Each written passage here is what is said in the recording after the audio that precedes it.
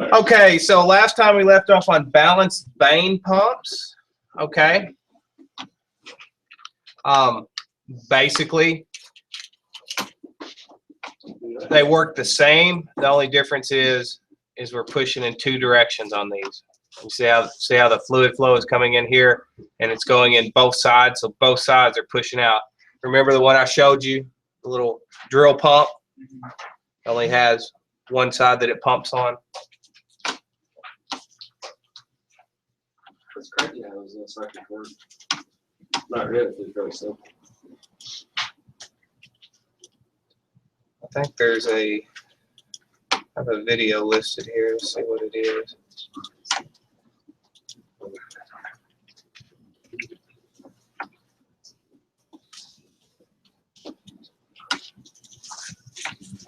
So here is an example. It's a radial pump. That's next. That's done on that one. So then we have a bent axis piston pump. We looked at those. The only difference is the one I showed you had a swash plate that did the bending. This one has pre-bent. Okay, you want to see inside one of those.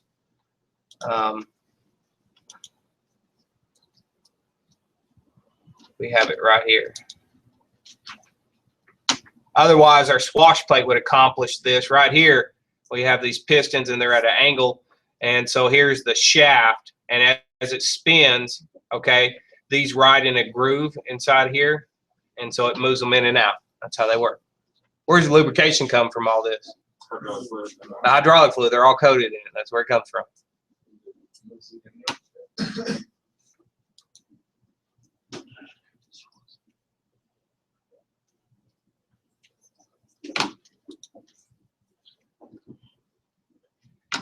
Here we have another view of that. That straight axis piston pump is like the one I showed you. Remember I showed you and you had the insides and it had the swash plate on it because it was a pressure compensated pump. It had the spring. All right. Let's see.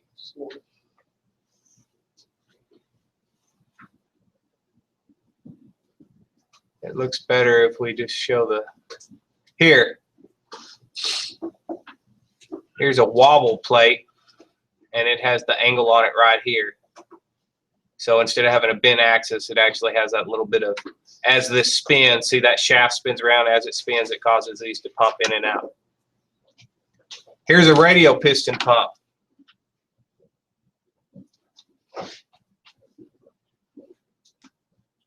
And we have a video of that right here.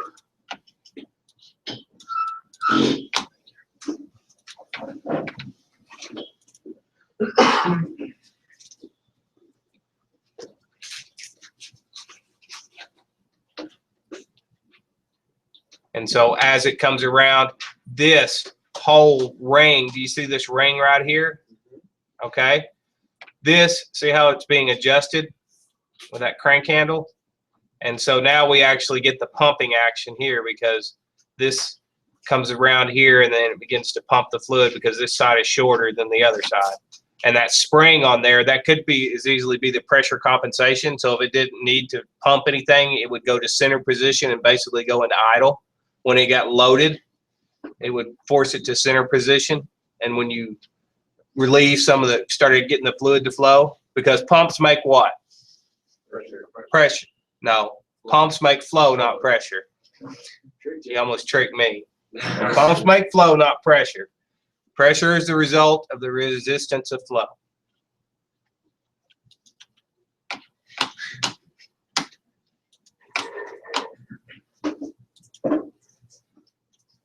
And here, that YouTube video I just showed you right here is exactly what we had earlier, right here. Except it was animated. We looked at these. If we go through this slide, I may be off a little bit. We haven't seen this. All right. Here's the, did I show you the pool pump? I handed the pool pump around. Yeah. All right. That's the same deal. It's an impeller type. These are not for moving it. These are for moving volume. They're not going to have any, be able to have any restriction because they're just centrifugal. So they're just like a pool pump, moving water, sludge, whatever. Here we have a hydraulic hand pump. And basically you'd see these on possibly a porta power. Anybody seen a porta power? Yeah. You know what I talk about when I talk about a porta power? Well, if you're doing any kind of heavy maintenance stuff, if you've got to pick up something, a porta power. Let's show you a picture.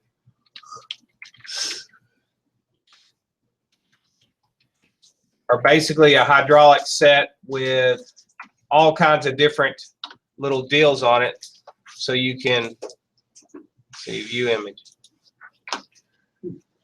All right, so you've got all these different ends on that you can put on here. A lot of people like these because here they have like a little set of jaws. Okay, that if you have a little crack, you can pry it up with a crowbar, and then you can go over there and spread it open so you can put rollers on a heavy piece of equipment. You'd have to have a porta power. But notice the hand pump right here. Is this the one the Yeah. firefighters use? Well, they use the jaws are live, but they're the same principle. They'll have a their pump is powered by a 2-stroke engine, a chainsaw motor. Same principle. Porta powers are cheaper because they're not concerned with speed. Jaws of life, they gotta be fast, right? I tell you what, I wouldn't want to listen to all this life setups. Oh, yeah. And here's another simple example of how hand pump works running a Ram. Like maybe if you had an old school hand pump that would pump up a car lift system. So I haven't seen one of those ever, but you could. Here are some pump symbols. Let's look at that.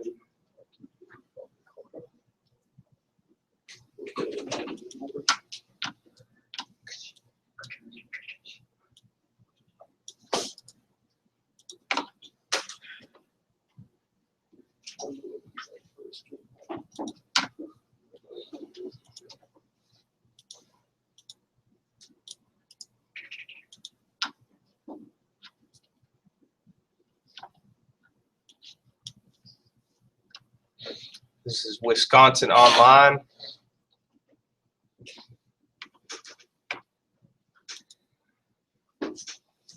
Here we have a gear pump moving fluid through the system.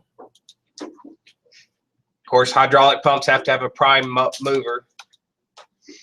Okay, what gets the fluid inside the pump? And the answer is on the screen. That helps you. Lower pressure than atmosphere. Inlet. Atmospheric pressure will push it in. Basically, what the pump does is it drops the fluid, it pulls the fluid out, and as it does that, what gets it in there is we're lowering the atmospheric pressure, pushes it into the pump. That's why you have to have pressurized pump systems in low atmosphere or zero atmosphere environments, like because there's like a jet fighter that they're all fly-by-wire and have hydraulics. They gotta have a pressurized hydraulic tank because there's no way to get the fluid in there. Not the way it was designed to work. Okay.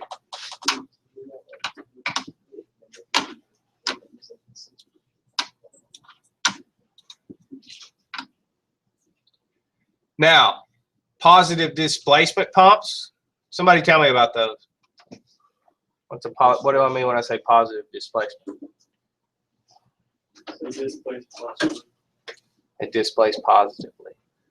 They move fluid through and displace it instead of air on the Positive displacement, all that means is basically where we have like a gear pump or the centrifugal pump, fluid can actually leak past the teeth, or a vane pump.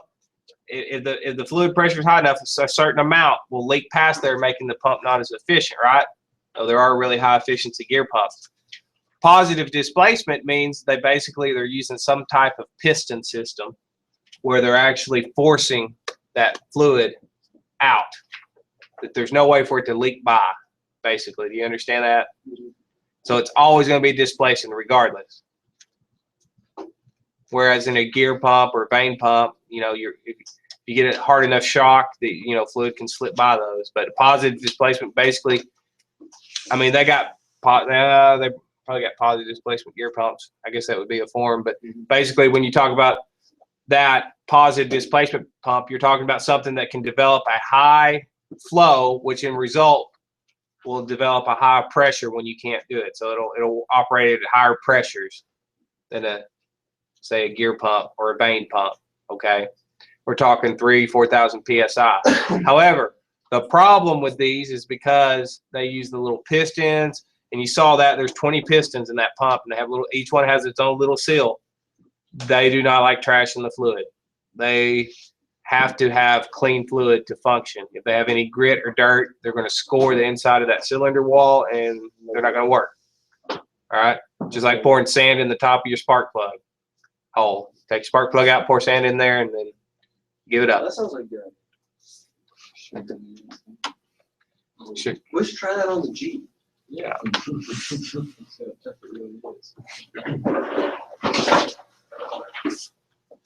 So, unloading a hydraulic pump, basically,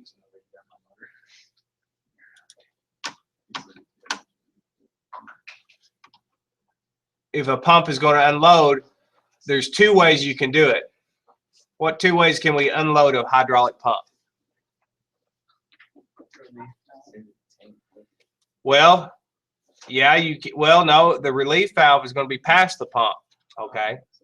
We can put a tandem center valve, so basically in its neutral position, see the pump flow is coming through here, and it's actually going back to tank, okay? So there's basically no restriction on the flow back to tank is what that's meant by unloading the pump, okay?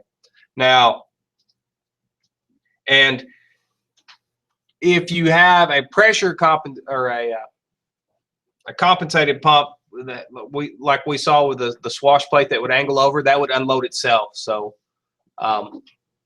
if it doesn't need to put out any flow, it would shut down. Although unloading typically means you're going to let all the fluid go through. Either way, it's going to save energy. There's nothing worse than putting all your fluid across the relief valve and building up heat in the system.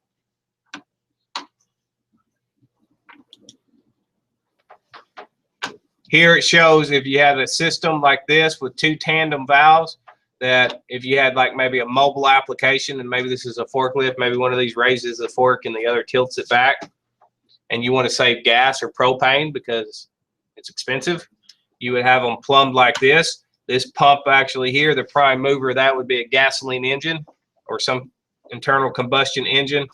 And here, if we wanted to raise the mast, we would pull that one. If we wanted to tilt, we would pull the other. If we didn't want to do anything, we would unload and wouldn't burn as much gas. Okay.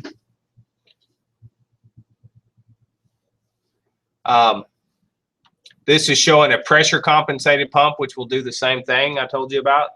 It'll actually, internal mechanism in there with a spring will actually pull the pistons to a neutral position where they're not stroking in and out.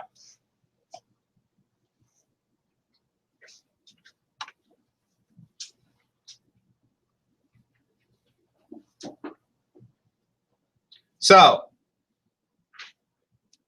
horsepower to a hydraulic pump, flowing power. So basically, we're not doing any work unless fluid's flowing, right? We can exert a force, but until something moves, we're not doing any work. So flowing power or work is when it has basically a volume of flow followed by some form of force measured pounds per square inch or pressure.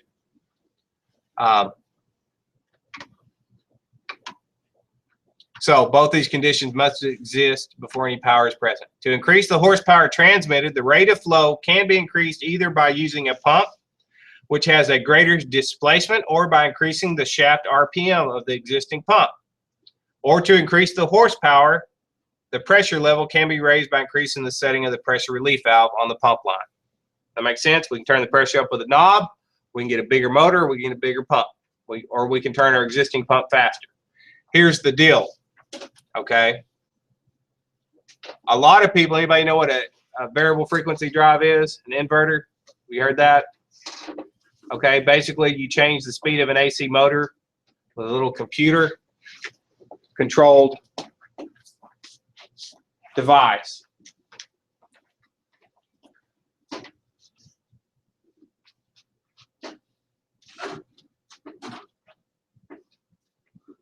I want to get more flow out of a pump. What can I do? I can spin the shaft to the pump faster. I can put one of these on here. Here's a tiny one. The problem is some people do that, and there's a certain percentage of that you can get away with. Maybe 10%. You can actually get more flow out of it. But the inlet size and everything on that pump was designed to turn at its rated RPM. So if you spin it too fast, depending on the thickness of the fluid, it actually can't fill the void on the inlet of the pump housing as fast as it's moving out because the fluid's too thick. All right, and so it's going to pull a vacuum, which is going to cause what? Cavitation. All right, so you can cavitate a pump by spinning the shaft too fast.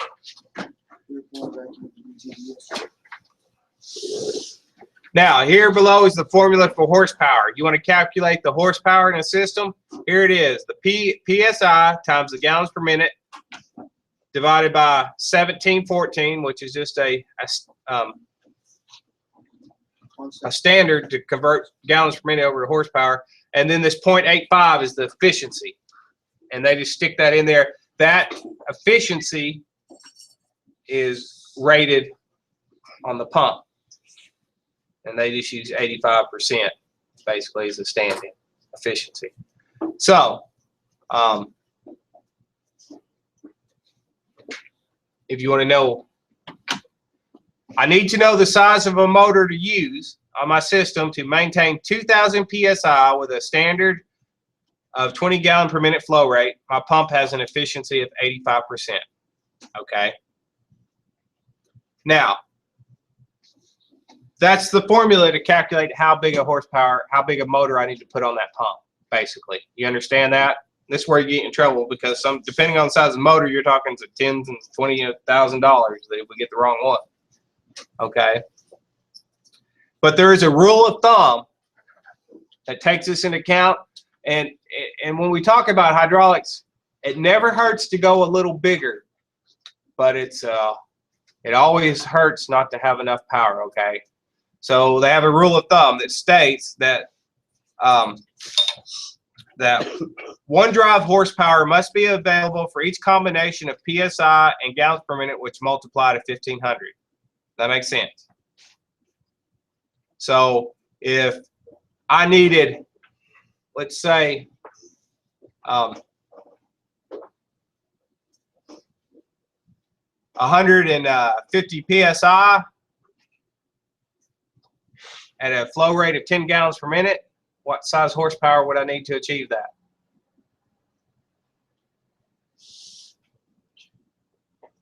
Well, what's 150 times 10? 1,500? Okay, so every combination of PSI times gallon per minute that equals 1,500, I need another horsepower. Now that previous formula, that will calculate it down to the decimal point, but I can't buy a 1.45 horsepower motor, and expect to pay a cheap price for it. You're either going to get a 1 horsepower, 1.5 costs more. It's cheaper to buy probably a 2 horsepower and then just try to find a 1.5. Okay, so they round up these horsepowers on these motors. You got like 1, 2, 3. They don't have a 4 horsepower motor, typically speaking. They go 1, 3, and 5. And they go 10, 15, 20, 25. They keep going from there. They're not going to have that. So if you use that combination right there, you can calculate what size motor you need to run the pump. Does that make sense?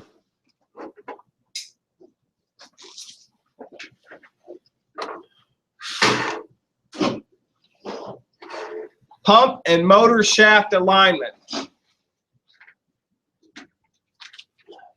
If you don't line up your pump with your motor, it's going to break. So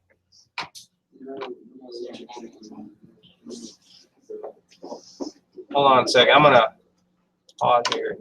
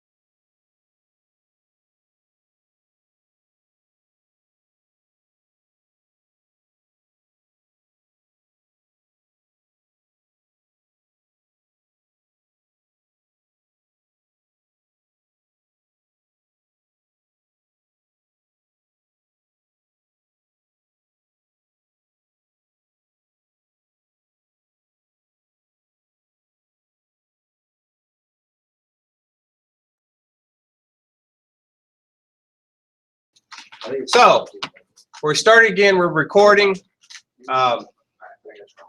and we're going to finish this chapter up, and then we're going to see about doing some labs. So we have pump and motor shaft alignment. How important that is, I want you to look. Here we have an angle misalignment. All right, you see that? If you have anything like this, it's an angle misalignment. If you have anything sitting down here, it's a parallel. This being the two shafts. You see that? We have an alignment system in here we can go through. We can do shaft alignment in here. I was hoping we have a trainer being built. So I'm going to show you the easy. We'll try to show you the easy way, and the hard way involves a dial indicator and stuff. So what? Yes. Okay. Did you say there's an easier way than dial indicator? Yeah, we've got one that's got an iPod app that just tells you what to do. So I think the iPod's dead. Okay, another way you can get rid of shaft alignment problems is with a flexible coupling, which will allow you to run it slightly misaligned. Now, I say slightly. Anytime you run something aligned, you're going to cause wear and tear unnecessarily.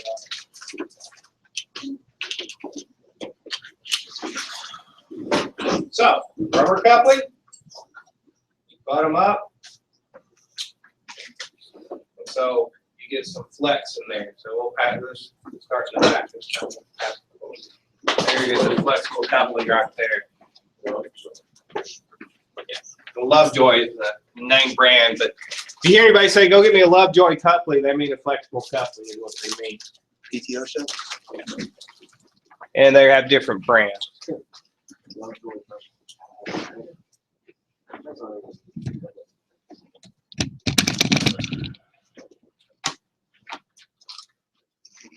All right. If you hook up a pump on the side and you over tighten your belts, you're actually going to cause a side load failure. You're going to wear out the bearings in your pump. This being the pump right here, and this being the electric motor. If you put a side load on this that it's not meant to take, okay, because you can, it's just a shaft, right? Are we going to mount it straight on? Are we going to put a bearing and pulley? All right, you have to watch out for those things. A better deal would be that, okay? Did you remember that this seal right here on this pump, this could be 2,000 PSI on that seal, and if you sit here for, 24/7, 24 hours a day, 7 days a week, pulling on this, and it only takes a fraction of wear, you're going to wear on the bearing and it's going to start leaking. And you're going to be, every 6 months, you're going to be changing the seal. Nobody wants to do that. So a better idea is to mount that with sets of pillow block bearings. Do you guys know what a pillow block bearing is? All right, let's look at a pillow block bearing. These are pillow block bearings, by the way, right there.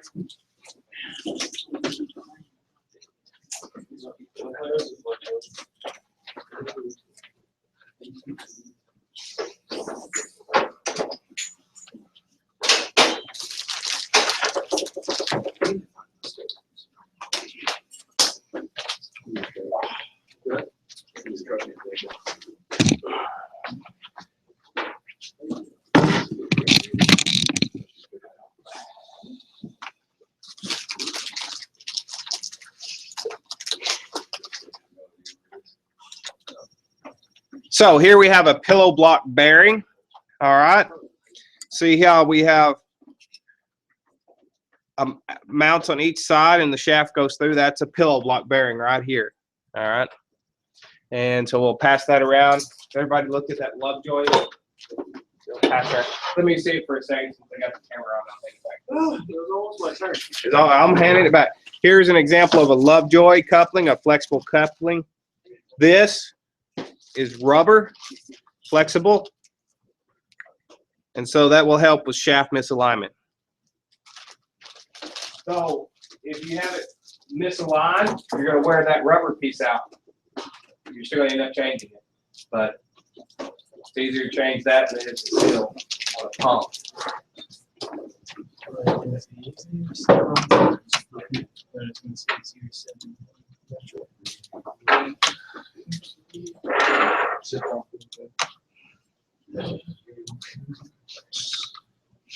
We have somebody who didn't turn the cell phone off. Oh wait, that's the instructor. Way to go. Everybody round of applause. Yeah. So, direction of pump rotation is sometimes not important, and sometimes it is. Here's a bidirectional pump rotation. That means we can rotate it either direction, and it will still pump. Most pumps have a direction arrow on it. They tell you the way to turn it, because if we turn it the wrong way, it's going to pump backwards, or it's going to tear it up and turn it. Let's see. This arrow has been cut off on this one. But there will be an arrow, a lot of times it's going to be cast in the metal, and it's going to tell you the direction of that pump, the way it's supposed to rotate. To give you an example, I recently was helping out a friend, and he had an air compressor, had a piston style pump, just like the one in there, only much larger. Well, it was always overheating. Okay, in the summer, I mean, it still worked, but they noticed it was getting hot. It was spinning backwards. The drive shaft, or the drive pulley on it, was actually also a fan blade. So the fan blade was made into this pulley, and it had a direction. While it was a piston pump, and it worked either direction, right? Just a piston up and down. The fan was turning backwards. It wasn't pulling the air across the cooling system like it was supposed to, because it was turning backwards. And so it was getting hotter than it should. So you need to pay attention to stuff like that. If your pump is turning backwards, all you have to do is change direction on your three-phase motor. Everybody here had industrial electricity already? Yep. Yeah. Just swap 2 wires. Swap 2 wires. All right? Any two. You know why? The reverses. No, but you know why it changes direction, don't you? Because the current flows out. Well, you're talking about which leading coil. It's Changes with polarity. well, no. I'm not quite sure what you're at. Why does it change direction? Well, let me show you, because this gets asked. It's been asked of me before. The reason it changes direction, I'm going to turn the camera on if I get that going. See how far this cable goes. Not far enough, apparently. Let's see how that works.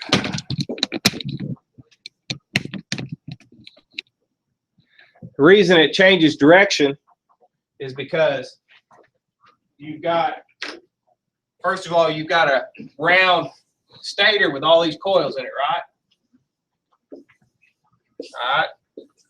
There are multiple coils, and I know I'm not doing the right number. Okay. But once you start your attraction, once you get this spinning, all right, the way that's wired is that's the way it's going to continue. So, do you want this coil to fire first? Do you want this one to lead that one? Because the way they're wired with different phases is which lead. Because here we have 3 phase, right?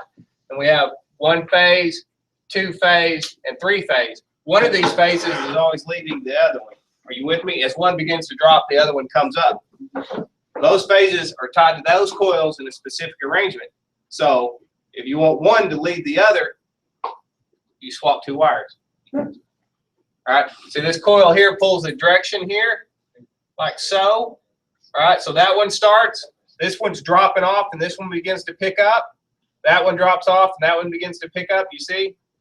As each one of these phases. So if you want it to go the other direction, all you got to do is change it this way. So there you go.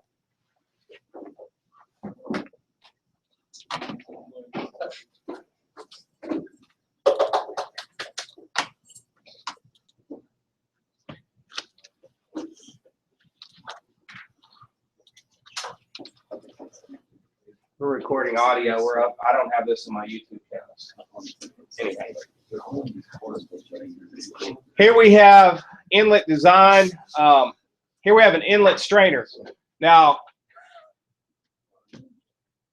for the life of me, I've never been able to figure out, they do it now, but why didn't they make these inlet strainers where you could change them from the top and make a big access point where the tube, where you could, a lot of times they'll have a flange up here and you unscrew the flanges and you can pull this whole assembly out with this inlet strainer. That's the ways they need to be made. They're not always made that way. They're actually, you have a housing you have to access on the side, and that means you have to drain all the oil, crawl in there and unscrew it, and dig all the sludge out. Okay? And so why they make it that way, see, they have the inline strainer up here, but they actually make one that goes down in the tube to something besides opening up and having to crawl in it. All right? I've never understood that. A pump is said to be cavitated when the inlet oil, for whatever reason, is not entirely filling the inlet cavities, which open up for the intake part of the pumping cycle. All right. Vacuum cavitation is basically the oil can't flow in fast enough to the inlet side, and so it pulls a vacuum, which number one cause of cavitation is a dirty inlet strainer. And cavitation is the number one cause of pump failure. Aeration, when we're sucking air into our system, can be caused by low levels in the tank. If you don't have enough oil in there. Remember I showed you about the whirlpool? Where you have you take your bathtub and you pull the plunger out and you get the whirlpool effect as it's draining out. That's the same principle. So you'll actually begin to suck air into it. If you do have leaks on the inlet side, you can also suck air. A worn out pump shaft seal, so if your shaft seal is worn out because you were side loading your pump because you incorrectly installed it, you can wear those out and it would begin to suck air there. So, vacuum cavitation caused by a dirty inlet strainer. See the dirty strainer right there. Air leaks in the plumbing. Here we have it up here. Now I know we've already done the cavitation and I've already showed you that. Remember way back when I actually hooked it up and I actually made pump cavitation, so it makes a distinctive sound, right? All right. Like whining. Yeah, you can tell. Suction head. How high can this pump overcome gravity on the suction inlet? All right. So that's how many feet it can raise it above its level. Does that make sense? Yeah. So suction head, you can have suction head 10 or 12 feet. If you ever go buy a fountain pump, make sure you buy the bigger one, depending on what you're doing with it. If you're trying to pump out a pool, and you want to go buy one of those little fountain pumps to do that, make sure if you don't get one, if you get one with a 3-foot suction head, they're always listed on the side, and you've got a 6-foot pool. Guess what's not going to work? The pump, because it'll only pump it up 3 foot from the bottom, right? Yeah. Here we have a different style. You can mount an overhead tank, put an inlet strainer, and so you have to worry about the suction head in that. You're pressurizing the inlet. They do make, if you have your main system pump run a long ways from your tank reservoir, maybe in some kind of mobile application for whatever reason, maybe this is something you're afraid might catch fire, foundry perhaps, then you want to put this main tank of flammable liquid away from the heat source, and you would have to add a supercharged pump to get the fluid up to the main system pump. Ergo, it will be a centrifugal pump, and it'll just be there to move fluid. It'll be just like a pool pump, centrifugal pump.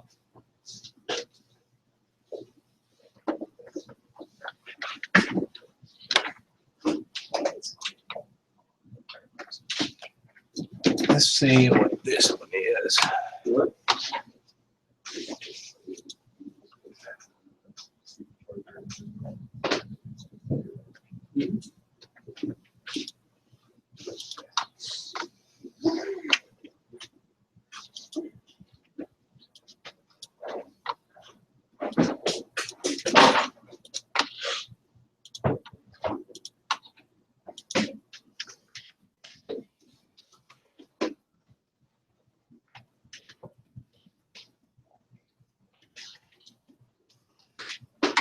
testing a hydraulic pump. Wisconsin online learning module here. So here we go. Here we have a, what kind of pump is that? It's a vane pump. Yeah. All right. As it begins to wear out, see these little veins, we begin to have leakage, and it's less efficient. Over time, it's going to wear out, and it's going to cost more to run this pump. You can buy new veins. You can buy new veins and put in them, yes. So there are several ways we can determine if our pump seals, it could be a seal, it could be a vein, whatever is wearing out. Place your hand on the outside of the pump enclosure to feel its temperature. When oil leaks past moving parts, it causes friction and creates heat. Okay? The more leakage, the greater the heat. Now, I'm going to tell you right now that depending on the size, maybe not putting your hand on it's that good an idea, because these can run quite hot depending on the environment. Okay? And it's kind of hard to tell with your hand. A better way to do that is a thermal heat gun. Okay? That has little laser dots.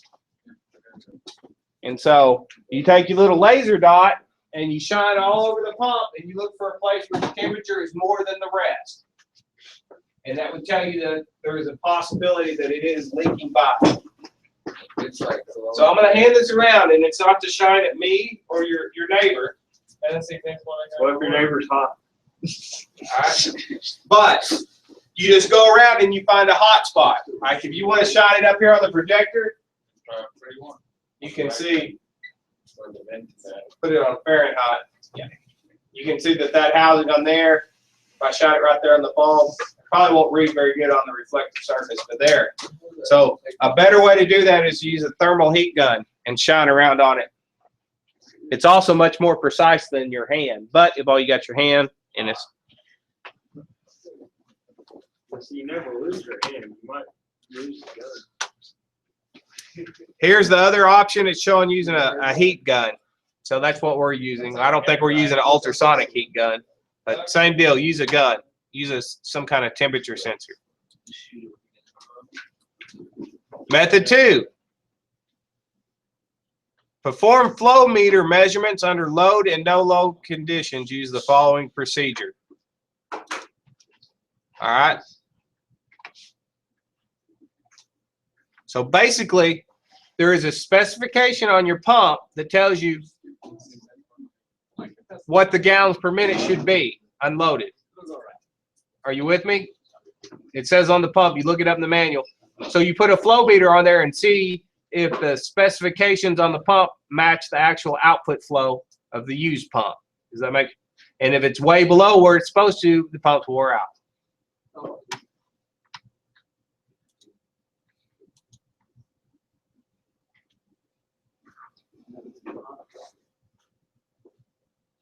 So here we go. Here we're showing it 20 gallons per minute. We extend it out, and it has no resistance. When a load is connected to the system, the flow meter is again monitored to determine if there is a massive change. So basically what they want to see is the amount of flow at load and unload conditions as well. And if you've got a significant, because if it's a positive displacement pump, it should put out the same flow regardless of the load. Are you with me? Mm-hmm. It's going to put out if there's a big difference there, then there you go. Well, it may not put exactly the same, but it should be close. But I mean, if it's putting out 20 gallons per minute unloaded and it's putting out 10 gallons per minute loaded, and it's probably something wrong. The pump's wore out. All right.